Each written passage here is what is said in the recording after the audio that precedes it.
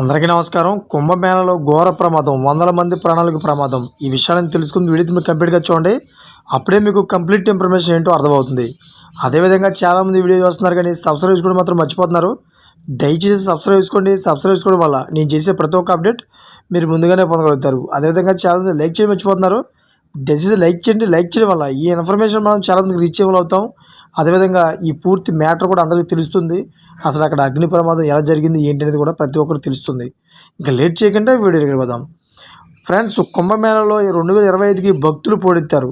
ఇప్పటికే రికార్డు స్థాయిలో భక్తులు స్నానాలు ఆచరించగా తాజాగా కుంభమేళ జరుగుతున్న ప్రయాగ్రాజ్లో భారీ అగ్ని ప్రమాదం జరిగింది.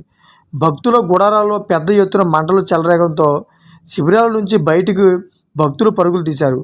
వెంటనే ఫైర్ సిబ్బంది అక్కడకు చేరుకొని మంటలు అదుపు చేసేందుకు ప్రయత్నిస్తుండగా మరిన్ని వివరాలు తెలియాల్సి ఉంది. అయితే ఇక యాపిల్ కంపెనీ సహా వ్యవస్థాపకుడు దివంగత స్టీవ్ జాబ్స్ సతీమణి లారిన్ పావెల్ జాబ్స్ అస్వస్థతకు గురయ్యారు.